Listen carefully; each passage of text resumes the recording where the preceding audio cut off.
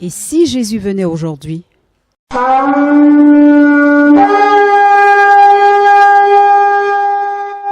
Quelle serait ta position? C'est dans l'optique d'éveiller la conscience des uns et des autres que, conduit par le Saint-Esprit, le révérend Blaise Konga, leader des églises évangéliques La Maison des Aigles, met à votre disposition une série d'enseignements sur l'enlèvement. Le but de ces enseignements n'est pas d'effrayer le peuple de Dieu, mais de permettre à tout un chacun de se laisser avertir. Très bonne écoute à vous et que Dieu vous bénisse.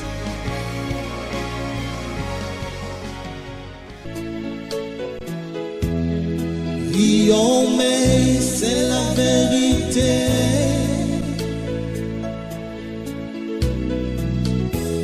Et moi je crois en ta parole.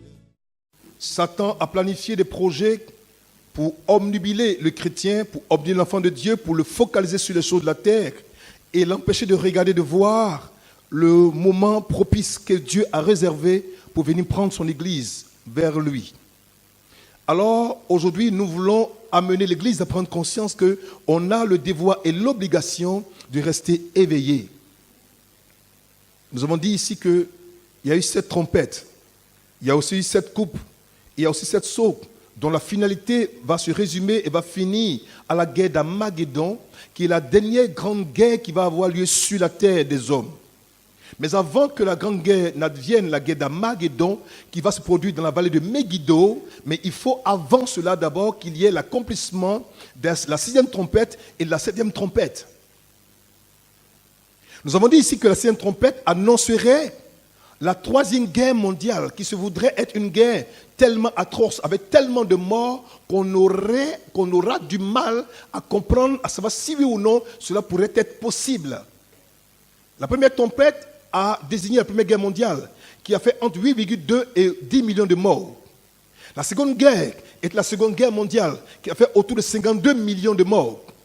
La Troisième Guerre a fait allusion, justement, à ce qu'on a appelé la plus grande catastrophe nucléaire que le monde ait connue, qui était la catastrophe de Tchernobyl, qui a détruit plus de 2 millions de personnes ont été contaminées, affectées en ce moment bien précis.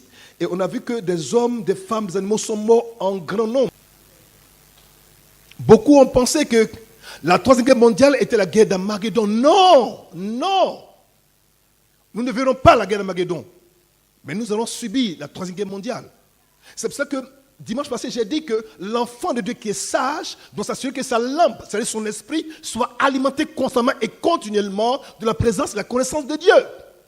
Même si nous sommes assoupis, que nous nous endormons, comme notre cœur est éveillé, quel que soit ce qui se produit, alors nous serons au rendez-vous de Dieu.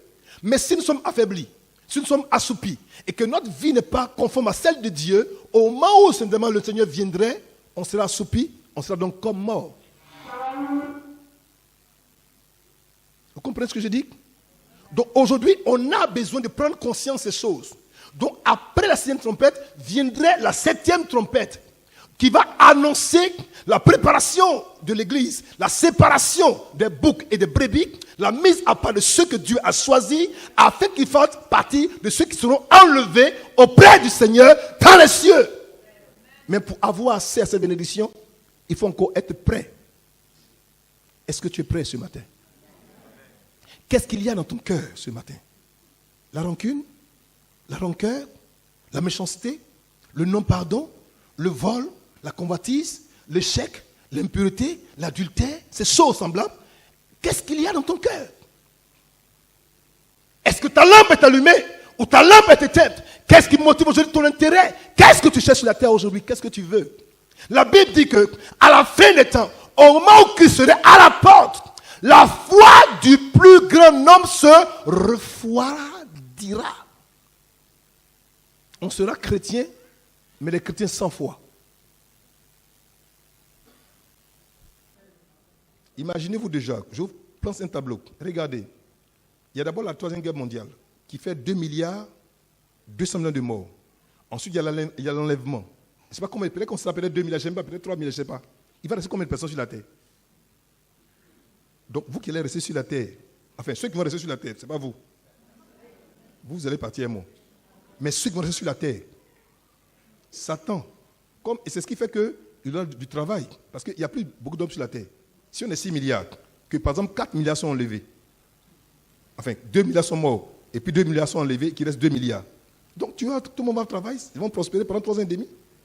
Mais c'est une ruse pour te maintenir, pour te tuer, pour te conduire en enfer. C'est pour cela qu'on dit qu'il va y avoir beaucoup de travail, parce qu'il n'y a plus personne pour travailler. Pensez à ça. Donc mieux vaut travailler au ciel que travailler sur la terre, Satan, et être marqué par le signe de la bête et de partir en enfer après. Alléluia. On y va. Regardez. C'est clair ce que j'ai dit? On y va. La septième trompette, l'accomplissement du mystère de Dieu. Regardez. Le septième ange sonna de la trompette et il eut dans le ciel de fortes voix qui disaient: le royaume du monde est remis à notre Seigneur et à son Christ. Voyez-vous? Le royaume du monde est remis à notre Seigneur et à son Christ, et il régnera au siècle des siècles. Ce texte simplement vous dit que le bail de l'homme sur la terre est un bail qui est expiré. Le bail est fini. Les 6000 ans de l'homme sur la terre sont complètement terminés. Ok? Donc, ce qui reste simplement, c'est la dernière semaine qui reste, parce qu'il y a 7000 ans. Nous, enfin, déjà, 6000 ans sont déjà finis. Maintenant, la 1000e année, c'est comme un jour, comme une semaine qui va rester. Et c'est dans cette semaine-là que tout va se produire, va se passer. Ce qui est paradoxal, c'est que notre génération est la seule qui a vu l'accomplissement de toutes les plus grandes prophéties concernant l'avenir du Seigneur. Tout s'est accompli à notre époque. Nous, on a tout vu. Moi, je parle de la Première Guerre mondiale, je parle de la Deuxième Guerre mondiale, mais tout le reste, là, j'ai vécu ça. Voyez-vous? Donc, à partir de la troisième trompette jusqu'à cette maintenant, je suis là. Donc, imaginez-vous un peu ce que ça veut dire. Ça veut dire que notre génération ne passera pas avant que le Seigneur ne vienne. Ça ne va pas passer. Mes enfants, regardez-moi. Ça ne va pas passer. Regardez autour de vous. Si ça doit passer encore, c'est que ça va être... L'horreur qu'on vit maintenant, si ça doit encore durer, ça va être trop grave. Ça ne peut plus durer. Parce que c'est notre génération qui est la dernière. OK? Donc, reviens, pardon. C'est important. Il dit, et le royaume du monde est remis. C'est-à-dire, comme le bail de l'homme sur la terre est fini. Parce que le bail de l'homme avait été remis au diable qui avait fait tomber l'homme dans le jardin d'Éden. Alors, Satan sait que c'est fini pour lui. Donc, le pouvoir qui avait été donné à l'homme, que Satan a usurpé, ce même pouvoir, Dieu maintenant le prend, il le remet à celui à qui cela revient de droit. C'est-à-dire quoi? À Christ, qui a vaincu Satan et qui l'a fait tomber, et qui l'a lutté et qui l'a vaincu. On prend ce monde, son royaume et sa puissance, sa gloire, et on le remet à qui? À Dieu et à son Christ. Continuons. Et les 24 vieillards qui étaient assis devant Dieu sur leur trône se prosternaient sur leur face et ils adorèrent Dieu. Ok? C'est pour dire déjà que nous reconnaissons que tu es celui qui a le pouvoir, la capacité de régner sur la terre et d'être le maître au siècle des siècles. Alors nous, les 24 vieillards, expression de l'Église et de l'ancienne alliance, alors qu'ils se mettent ensemble, ils prennent la couronne, ils jettent devant lui et puis se prosternent pour dire: on t'adore, on te reconnaît comme étant le roi de tous les rois. Continuons. En disant: nous te rendons grâce, Seigneur Dieu Tout-Puissant, qui était de ce que tu as saisi ta grande puissance et pris possession de ton règne. Il a pris possession quoi? De son règne, qui avait été pris par devers lui, à cause de l'homme qui était tombé en Éden et qui avait par conséquent donné son pouvoir, son autorité quoi? Au diable. Satan sait que son pouvoir sur la terre là, c'est fini. C'est comme tu loues ta maison à une personne A. Cette personne A va louer ta personne à une personne B. À la limite, en fait, la personne B qui est là, ce n'est pas le vrai propriétaire. La maison a été quoi? Sous-louée. Satan a sous-loué la maison que Dieu avait donnée déjà à Adam. Mais si le bail que le propriétaire a fait avec la première personne est fini, ça veut dire que la seconde personne qui a aussi sous-loué aussi, son bail est aussi fini. C'est la même chose, c'est ce que ça veut dire. Donc il le sait bien, il est convaincu, il est au courant de ce qu'aujourd'hui là, cette période est terminée. Lui, Satan, il est convaincu. C'est pour ça qu'aujourd'hui, l'horreur est partout. Le temps presse. Il faut qu'il tue le plus grand nombre de personnes, qu'il induise en erreur, qu'il est black, qu'il les conduit dans le feu avec lui. Donc, il va vous tromper, il va vous donner des milliards, des millions, il va vous séduire. Parce qu'il s'en fout de l'argent, ce qui les intéresse, c'est ton âme. L'argent n'a aucune valeur. L'argent, c'est papier qu'on a dessiné dessus. Voilà l'argent. C'est tout. Ton âme, là, c'est Dieu qui l'a créé. Continuons. Les nations se sont irritées et ta colère est venue et le temps est venu de juger les morts, de récompenser tes serviteurs, les prophètes, les saints et ceux qui craignent ton nom, les petits et les grands, et de détruire ceux qui détruisent la terre. Donc, on marque ici déjà que quand il viendra, Alors il va faire quoi? Il va juger d'abord les vivants et les morts. Ensuite, il va récompenser ses serviteurs, les prophètes, les saints et ceux qui craignent le nom de Dieu, les petits et les grands. Si tu crains le nom de Dieu, tu n'as pas à avoir peur. Parce que la Bible dit que tu seras quoi? Récompensé. Mais si alors tu ne crains pas Dieu, alors tu as intérêt à remettre ta vie en règle. Sinon, tu passeras par le jugement de Dieu.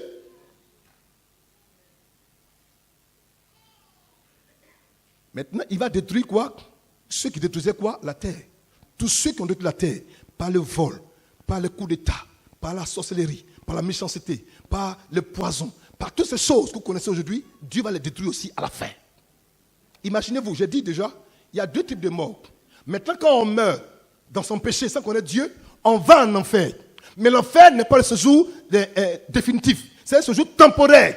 Après le jugement, on sort de l'enfer pour nous conduire dans le lac de feu et de soufre. C'est pas la même chose, hein?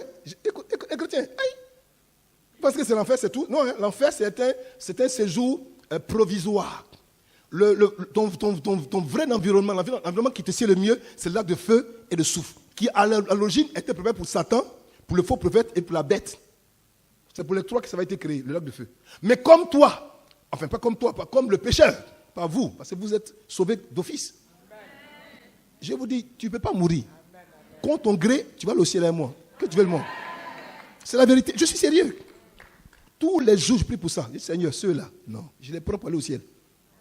Alors, je dis, il va le faire. Et quand il le fait, la finalité, c'est que Dieu veut comprendre qu'aujourd'hui, on a intérêt à maximiser notre temps, notre moment, pour le mettre à profit, afin que Dieu, en nous regardant déjà, soit sûr que nous apportons vraiment quoi? À son équipe, à son épouse, à son église. On doit faire partie des saints qui craignent Dieu. S'il y a une chose qui te fatigue encore, mon fils, n'aie pas honte. Prie Dieu pour qu'on te débarrasse, parce que le temps viendra où tu n'as plus le temps de te repentir. C'est le temps maintenant de le faire. Après, ça va être compliqué. Continuons. Et le temple de Dieu dans le ciel fut ouvert. Voyez-vous, il y a un temple dans le ciel. Si tu n'adores pas ici, tu auras du mal à adorer dans le ciel, parce qu'il y a un temple dans le ciel là-bas. Il dit, et le temple de Dieu dans le ciel fut ouvert, et là, son alliance apparut dans son temple. Le modèle que Moïse a vu, que Moïse a recopié là, nous on va le voir en vrai.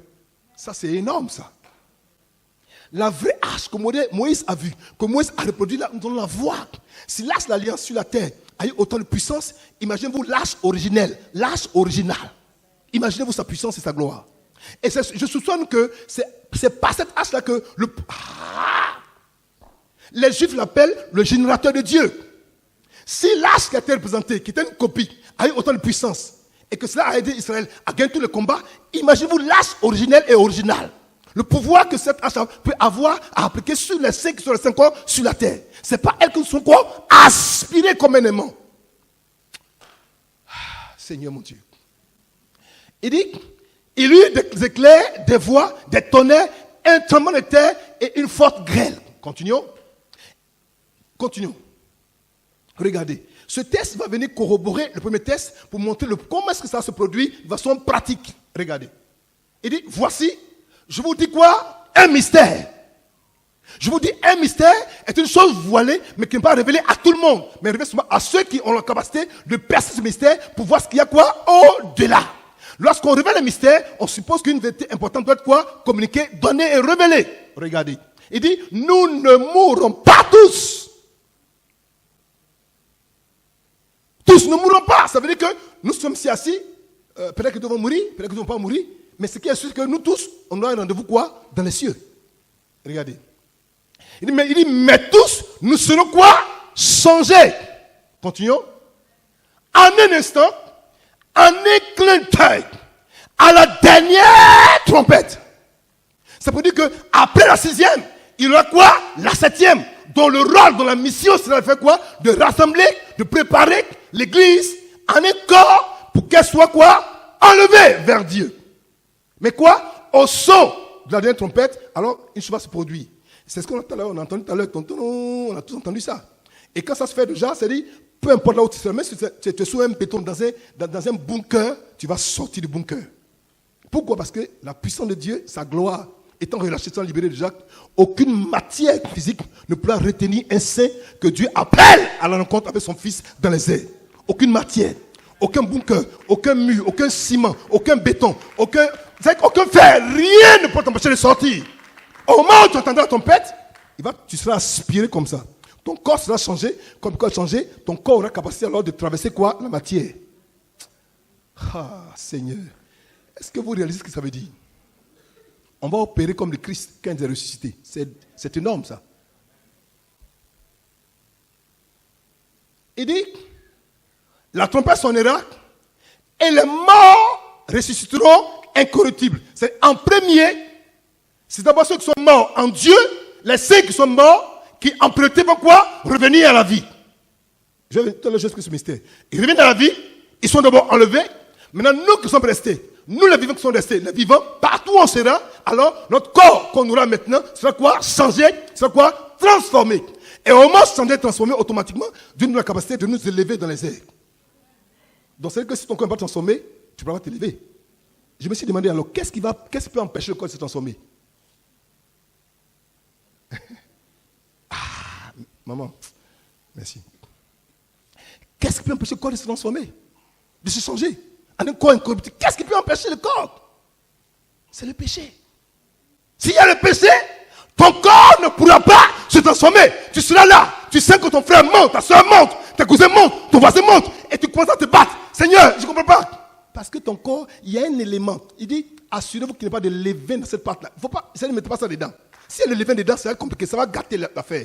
Assure-toi d'enlever tout le levain, que la pâte soit quoi? Une pâte pure, saine, propre, nickel. Pour qu'au jour J, au moment où tu es en train de travailler, ou ta chambre, ou au travail, peu importe quelque part, quand tu entends la trompette, il y a quoi? Comme une métamorphose spirituelle.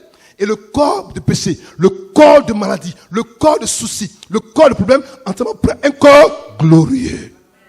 Et au même instant, tu sens comme s'il y a comme une poussée vers là-haut comme ça. Tu ne peux pas résister. Il t'attire vers lui comme ça. Et tu montes. C'est pas fait de papa, maman, tu ne peux pas prendre ton enfant. C'est chacun pour soi. Et cette affaire-là. Je n'ai pas encore vu quelqu'un qui a pris son gamin. Allons-y ensemble. Ce n'est pas possible. Parle à ton fils. Parle à ta fille. Parle à ta femme. Parle à ton mari. Parle à ton voisin. Parle à ton frère. Parle à ton père. Parle à ta mère. Parle! Dis-le maintenant. Si tu ne leur dis pas que demain il y a un problème, ils vont t'en vouloir dans toute l'éternité. Papa ne m'a pas dit. Maman ne m'a pas dit. Mon coco ne m'a pas dit. Ma chérie ne m'a pas dit. Mon amoureux ne m'a pas dit. Ma amoureuse ne m'a pas dit. Mon partenaire ne m'a pas dit. Mon frère qui passait ne m'a pas dit. Moi, j'ai dit à tout le monde. J'ai dit partout. J'ai dit, écoutez les frères. J'ai dit à Dieu, je donne ma jeunesse, mais qu'aucun membre de ma famille n'ait pas ta affaire. Ça, c'est mon alliance avec Dieu. C'est comme ça qu'il a accepté l'appel. J'ai dit, je vais t'accepter, te servir, mais pour moi, là, aucun ne doit aller en enfer. Donc, si tu n'as pas que tu ne prends pas, c'est que ça t'attend risque et péril. Il dit, et les morts ressusciteront comment? Il dit comment? Il dit incorruptible. Donc, il ressuscite. Donc, c'est que la corruption qui avait été leur pendant longtemps dans le tombeau, le corps qui était resté là-bas, ressort du tombeau, et puis le corps va revêtir ce qu'on appelle quoi? L'incorruptibilité. C'est-à-dire que la pourriture ne peut plus les toucher. Le corps aura quoi? Une autre dimension, une autre éclat, une autre impact, et ce corps va monter vers le Créateur. Ça, c'est énorme, ça. Continuons. Car il faut que ce corps corruptible revête l'incorruptibilité, et que ce corps mortel revête quoi? L'immortalité. Donc, on va devenir quoi? Des immortels. Moi, j'aime les choses comme ça. Vous savez ce qu'on appelle un immortel? C'est quoi un immortel? Les jeunes là, c'est quoi un immortel? C'est quoi un immortel? Répondez-moi. Oui. Quelqu'un qui ne meurt pas, c'est tout. Mais comment est-ce que tu peux devenir immortel? Parce que tu t'auras assuré déjà pendant tout le temps de ta vie sur terre à faire ce qui plaît à Dieu. Et comme tu l'as fait, lui aussi, par son esprit en toi, en ton esprit, c'est l'esprit en toi qui va être comme l'élément catalyseur qui va t'amener vraiment à être quoi? Attiré vers le Seigneur. Et regardez, dans le principe spirituel, lorsqu'on met un aimant, on dit un aimant ou une aimant? On met un aimant en face d'un élément métallique, il y a quoi? Il y a attraction. Il y a attraction. Donc s'il n'y a pas cet effet en toi, l'aimant qui est en haut ne peut pas t'attirer. Le fait en toi, c'est quoi? C'est la connaissance de Dieu et c'est son esprit. Quand son esprit est en toi et que ta lampe est remplie d'huile, alors lui qui est l'aimant divin, il va quoi? T'attirer vers lui. Au moment où il revient des cieux, tout ce qui est fait sur la terre sera obligé quoi? De monter vers lui. Parce que l'aimant attire absolument et obligatoirement le fer. C'est systématique, c'est automatique. Dans un rapprochement précis, boum! se produit. Quel jour les hommes vont comprendre? Satan vous blague jusqu'à... Mais vous ne comprenez pas. Quel jour vous allez changer? Dites-moi, quel jour vous allez changer? Quel jour? Quel jour? Le Seigneur met souvent même il est découragé. Comme moi aussi, je suis découragé. Quel jour vous allez changer? Quand tu vas à l'église, tu dors chez toi à la maison, tu dors quoi à l'église? Ça, c'est pas sorcellerie? Quelqu'un qui dort 2 fois la même journée, c'est qu'il y a un problème. Continuons. Lorsque ce corps corruptible aura revêtu l'incorruptibilité et que ce corps mortel aura revêtu l'immortalité, alors, regardez, et même conséquence, s'accomplira la parole qui est écrite, la mort a été engloutie dans la victoire.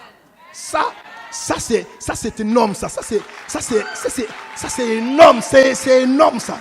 C'est fini. Ça dit quand c'est arrivé là, ça dit au moment où tu vois que le corps revient en même temps, tu dis waouh Satan, tu m'as effrayé la mort. Regarde, je ne peux plus mourir maintenant. Je ne peux plus mourir. Je ne peux plus. C'est fini. Donc la peur, la mort sort de ton cœur, sort de ton âme, et bien tu as une espérance que rien ne pourra alors abaisser. Christ est notre espérance. Il est notre espoir. Mon fils, ma fille, n'aie pas peur. Le temps viendra où Satan ne pourra plus avoir effet sur toi. Parce que ton corps va revêtir quoi? L'immortalité et l'incorruption. Ça va venir. C'est question de patience et de temps. Ça va venir, ça va venir. Regardez, continuons. Regardez. On y va. Il dit, nous ne voulons pas, frères, que vous soyez dans l'ignorance au sujet de ceux qui dorment. On parle de ceux qui dorment à l'église maintenant, on ne parle pas de ceux-là. On parle de ceux qui dorment dans le tombeau, qui sont morts, mais dans la foi en Dieu. C'est d'eux qu'il est question. Il dit que vous ne soyez pas dans l'ignorance au sujet de ceux qui dorment, afin que vous ne vous affligez pas comme les autres qui n'ont point d'espérance. C'est pour dire que comme mon frère que j'ai connu, qui a connu Dieu, qui est mort, Seigneur, mais comment son cas va se produire? Parce que lui, ce n'est pas le cas de se transformer. Écoute, Dieu te dit, eux aussi, avant que toi tu sois transformé pour être enlevé, ce n'est pas eux que ça va commencer. Donc ne t'inquiète pas pour eux, Dieu aussi les prendra. Ils seront d'abord enlevés d'abord, et puis après toi, tu vas les suivre après. Mais ce qui est sûr, c'est qu'ensemble, on ira au ciel. Et moi, quand il pense à ça, je suis déjà inspiré.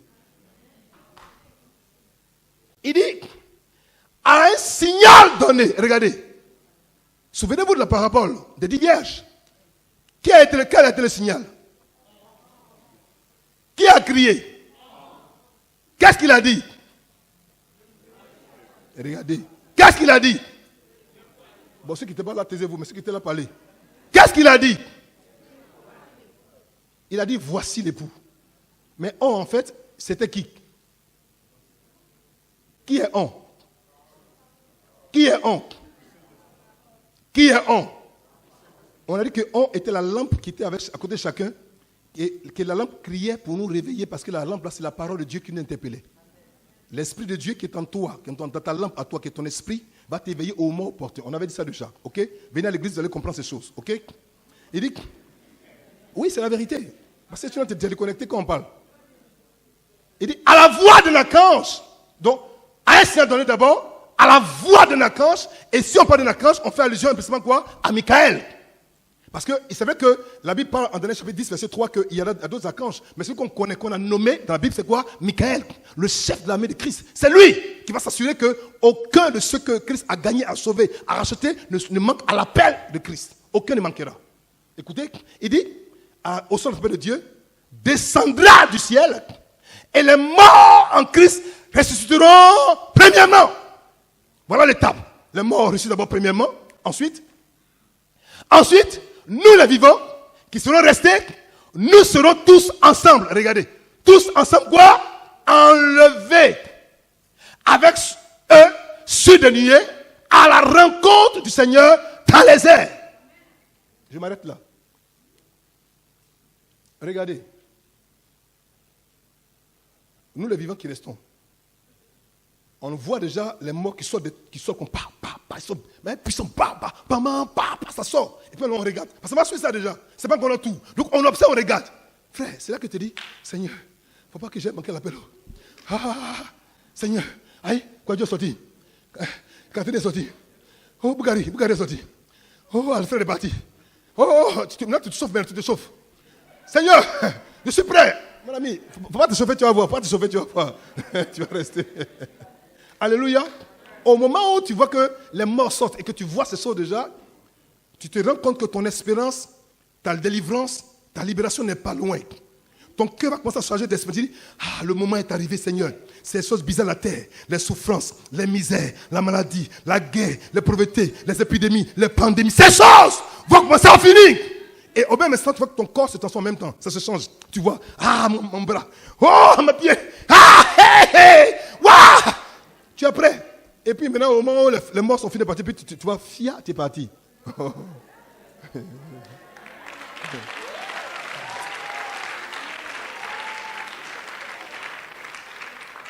Moi, je suis heureux comme ça. Moi, là où je suis arrêté, je suis content quand ça peut se faire maintenant, je suis délivré. C'est la vérité. Mes enfants, ce qui m'intrigue quand je regarde, je dis, mais Seigneur, tu fais peur. Tu fais peur. Continuons. Il dit, allons Seigneur dans les airs, et ainsi, nous serons quoi? Toujours. C'est pas pour un temps. C'est au moment où tu quittes la terre, c'est terminé. C'est fini. La vie de souffrance, la vie de misère, la vie de limitation, la vie de pauvreté, la vie de sexe, ces choses sont quoi? Terminées. Tu seras tous les jours. Est-ce que vous imaginez ce que ça veut dire? C'est-à-dire que tu seras avec le créateur de l'univers. Toujours, tu es avec lui. Ça, écoutez, il n'y a pas de plus grand mystère que cette bénédiction. J'ai dit, Dieu, mon Père, nous allons prendre tout ça. Moi, je vais t'aider toi seulement. C'est comme la femme qui voulait prendre le bijou et qui ne met pas le bijoutier. On lui a proposé, mais entre le bijoutier et le bijou, qu'est-ce que tu veux? Elle dit, oh, les bijoux. Quoi? Moi, je veux les bijoutiers, les bijoux. Puis moi, elle dit, non, je veux les bijoutiers. Elle prend les bijoux, elle sort, et puis on la braque, on prend tous les bijoux, et puis elle est en train de pleurer. Moi, j'ai bijoux un mois. Chaque jour, il me fabrique un bijou. Quand ça se paye, il fabrique encore. Quand ça se paye, il fabrique encore. Quand ça finit, il fabrique encore. Prends le bijou, tu vas souffrir. Prends le bijoutier, tu ne sauras plus jamais. Et qui est le bijoutier? Jésus-Christ est le bijoutier, le fidèle bijoutier, le bon bijoutier, le grand bijoutier. C'est lui que tu dois avoir. Ok? Et nous sommes toujours avec le Seigneur. Pas un moment. Si tu as été abandonné par ton mari, lui, il ne va pas t'abandonner. Tes parents t'ont jeté, il ne va pas te rejeter. Tu as été repoussé, il sera quoi? Toujours avec toi. Marchons. On est toujours ensemble. Ça dit, c'est fini. Partout où il va, tu es avec toi. Donc imaginez-vous un peu le Seigneur, là où il bouge. Regardez un peu le Christ. Il va sur Platine, sur Saturne, sur Mars, sur quoi, la Voie lactée, partout, on le suit. Waouh! Ah! La Terre fait partie c'est 1 milliardième du cosmos. C'est ce que Dieu a créé là. La Terre, c'est un fragment, c'est une poussière. Il y a des mondes qui sont inexplorés. Il y a des choses qu'on va voir, c'est énorme. J'ai dit, hé Seigneur, ce jour-là même, moi-même j'ai tellement de questions. Et puis le Seigneur me dit, question la même là, quand tu vas le voir, mais tout ça, tout va disparaître comme fia. Les questions vont disparaître comme. Parce qu'il est la réponse à toutes tes questions. Jésus est la réponse à toutes tes. Quand tu le vois en même temps, vous dites, ah Seigneur, mais pourquoi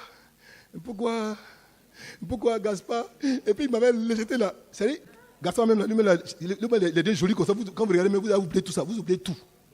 Parce que c'est un jour de félicité et de bonheur, mais éternel. Aspirons à ce genre de choses.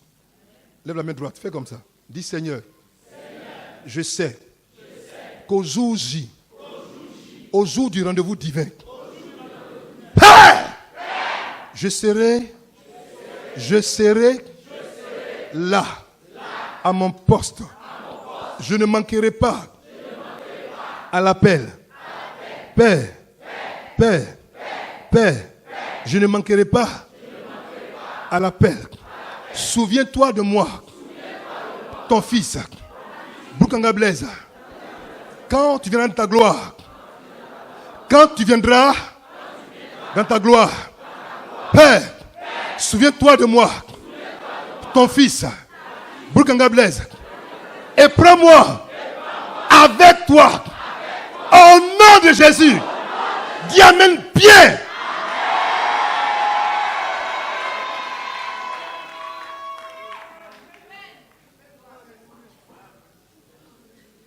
que tu demandes à Dieu, il va te donner. Moi, fais ma prière. S'il n'a pas cru aussi, c'est un problème.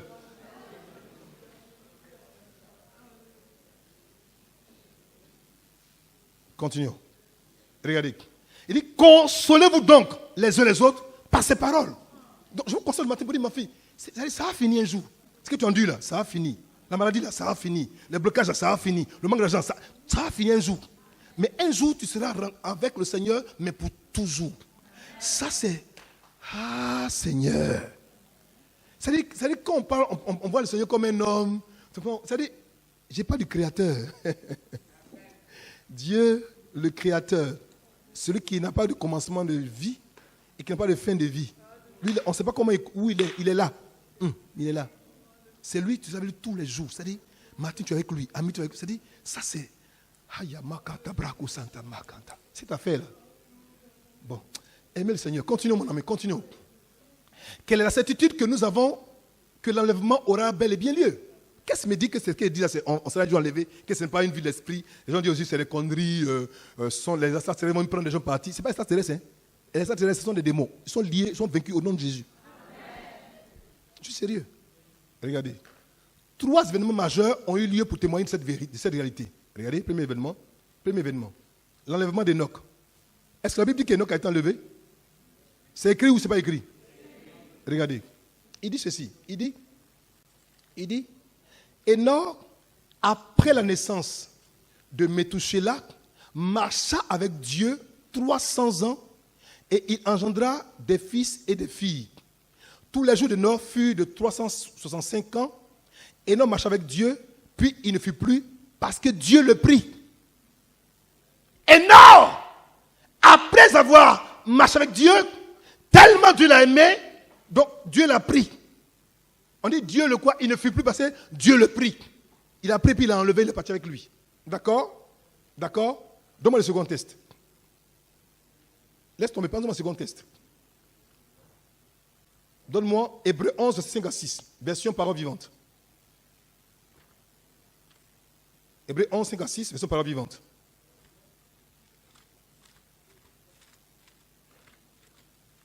Ok? Regardez. C'est à cause de sa foi qu'Enoch fut enlevé auprès de Dieu.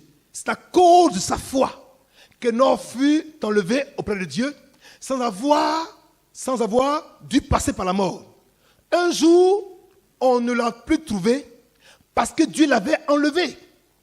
En effet, avant de nous parler de son enlèvement, l'Écriture lui rend le témoignage qu'il avait été agréable à Dieu.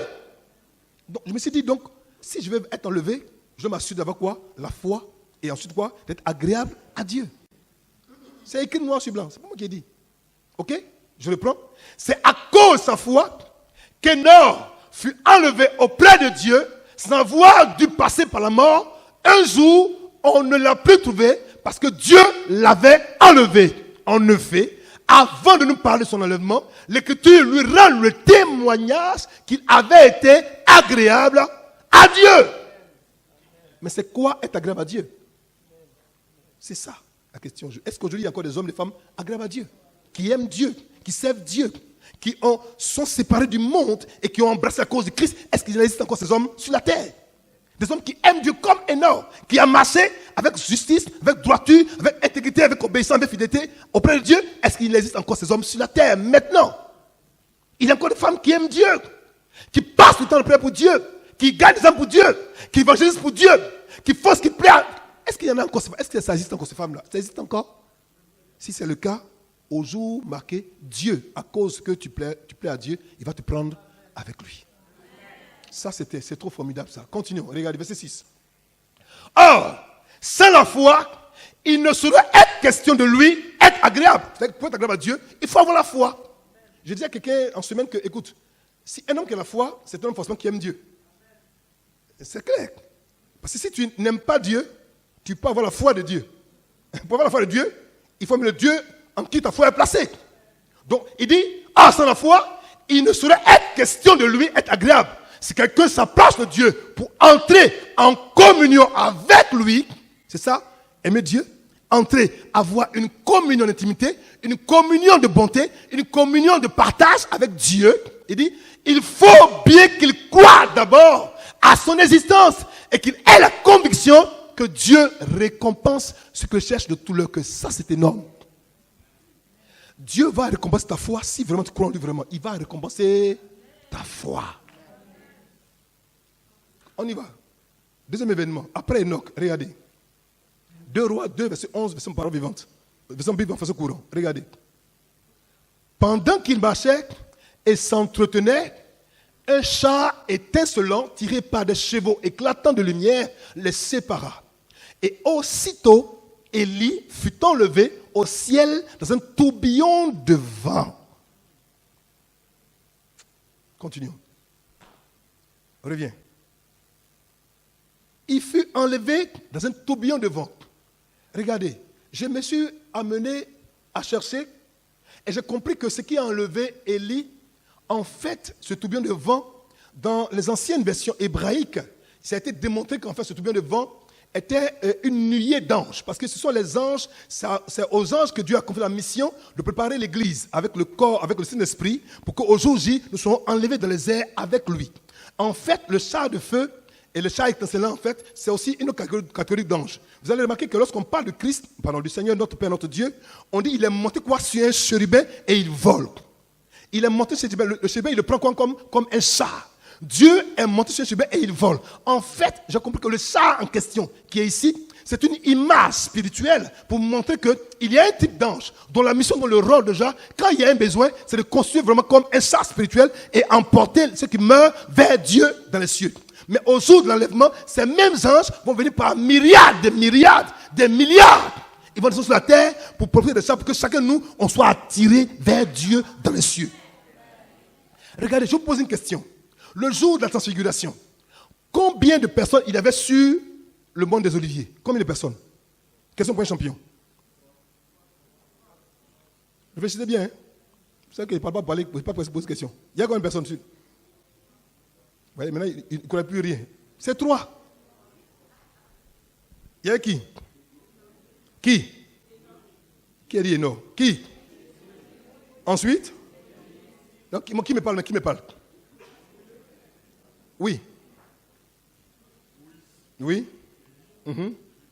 D'accord. Mais regardez, comment ça se fait que les 3 personnages étaient sur... Pourquoi est-ce que c'est les 3 qu'on a vus sur la montagne là-bas? C'est bizarre. Pourquoi pas un autre personnage? Pourquoi pas Enoch, qui aussi n'est pas mort? Mais pourquoi Moïse, Élie, et puis Jésus-Christ de Nazareth? Parce que chacun des 3 représentait une chose précise. Moïse représentait la loi, Élie représentait les prophètes, Christ représentait la grâce et la vérité. C'est les 4 angles de la foi chrétienne. La loi, les prophètes, la grâce et la vérité. Mais ensuite, la seconde raison, c'est qu'en fait, il a été démontré, certainement parlant, qu'en fait, au moment où, justement, Dieu dit à Élie, va, quitte Gilgal, il faut aller au Jourdain. Au moment où il partait déjà, vous allez voir qu'à chaque étape, il avait déjà, les fils des prophètes lui demandaient, mais est-ce que c'est que ton maître sera enlevé aujourd'hui? Donc eux, ils connaissaient la date de l'enlèvement. Mais comment ça se fait qu'ils ont su qu'il y avait la date de l'enlèvement d'Élie? Ça veut donc dire qu'on peut savoir la date de l'enlèvement.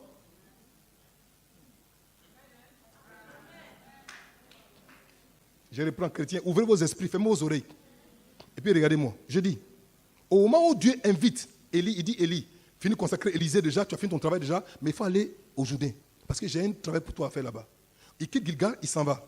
Arrivé à Bethel encore, les filles des prophètes lui disent, mais tu sais que ton maître, j'ai dit, on sait. Chaque fois qu'il rencontre des filles de prophètes encore, tous les filles de prophètes, les catégories de prophètes qu'il rencontrait déjà, chacun savait que ce jour-là, Élie devait être enlevé. À chaque niveau, à chaque étape, les gens savaient qu'Élie devait être enlevé le même jour. Mais qui leur a dit ça? Qui leur a dit à eux qu'Élie devait être enlevé? C'était un rapport entre Élie et son Dieu. Mais qui leur a dit? Écoutez, maintenant ce qui est paradoxal, c'est qu'au moment où Élie et son serviteur Géasi, Élisée, vont arriver aux confins du Jourdain, il va dire, reste ici. Parce que je m'en vais, il dit, non, maître, pardon, vraiment, moi je vais avoir la portion d'esprit. Il dit, bon d'accord, si tu me vois partir, là tu prends. Il tape le Jourdain s'ouvre, il traverse. Au moins, il traverse sans partant que ça se produit. Mais ce qui est paradoxal, je me suis rendu compte que le fait que ce soit Élie et Moïse qu'on a rencontré avec Christ sur le mont des Oliviers, c'est parce qu'en fait, quand Dieu a demandé à Élie de quitter Gilgal pour aller au Jourdain, c'est parce qu'il va aller recevoir d'abord Moïse, pour que lui, Moïse puisse monter au ciel, dans le même char. Donc toi aussi, tu seras enlevé. Tu es la 4e personne qui va boucler la boucle. Est-ce que tu crois en ça? Continuons. La 7e trompette aura donc pour incidence de remettre le royaume du monde à Dieu et à son Christ et permettra à, on y va, à Christ de venir prendre ce qui lui appartiennent. Continuons. Il viendra mais ne touchera pas la terre, c'est nous qui irons à sa rencontre. Il le fera pour nous épargner les 7 années de tribulation que la terre va connaître. Quel est donc celui qui a des oreilles, que donc celui qui a des oreilles comprenne ce que l'Esprit dit à son Église et prenne garde au cri de l'aigle. Si tu as des oreilles, il faut comprendre. Les oreilles, ce n'est pas ça. Hein? Les oreilles dont on parle ici, c'est l'entendement. Si tu as compris ces choses, alors fais attention. Continuons. Les 2 ingrédients indispensables pour l'enlèvement. Comme au jour d'Enoch, il faut avoir la foi pour plaire à Dieu. Donc, tu dois avoir la foi, ma fille. Mais comment avoir la foi? D'où vient la foi? La foi vient de la parole de Dieu. Mais d'où vient la parole de Dieu? Comment est-ce qu'on va avoir la parole de Dieu? C'est en venant à l'église. Mais si tu ne viens pas à l'église, comment est-ce que tu peux avoir la foi qui se trouve dans la parole de Dieu pour plaire à Dieu? Parce que tu ne viens pas à l'église les mardis, tu ne viens pas non plus les vendredis, tu ne viens pas non plus les jeudis, tu ne viens pas non plus les dimanches. Donc tu n'as pas la foi. Si tu n'as pas la foi, donc, ça va être compliqué pour toi. Ta lampe sera vide d'huile. Regardez-moi. Tu vas avoir la foi? Lève la main, je vois. Donc venez à l'église toute la semaine. Continuons. Ensuite, 2e ingrédient, peut être enlevé. Acte 1, verset 5 à 8. Regardez. Car Jean a baptisé d'eau, mais vous, dans peu de jours, vous serez baptisés du Saint-Esprit. Continuons. Alors les apôtres réunis lui demandaient, Seigneur, est-ce en ce temps que tu établiras le royaume d'Israël? Il leur répondit, ce n'est pas à vous de connaître le temps ou le moment que le Père a fixé sa propre autorité. Continuons.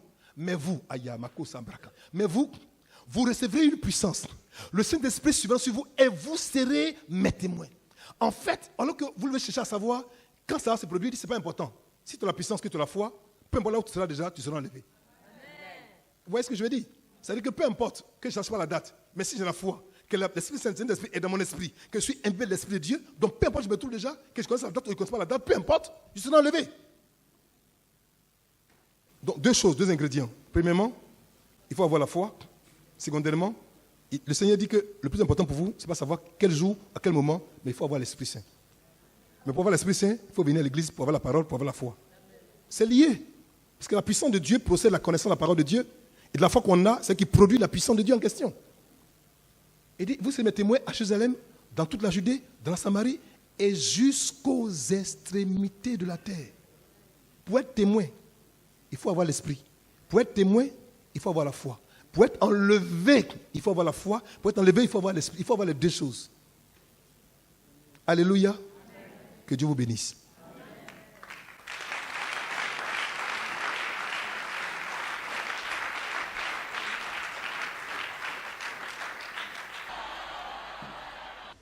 Et si Jésus venait aujourd'hui,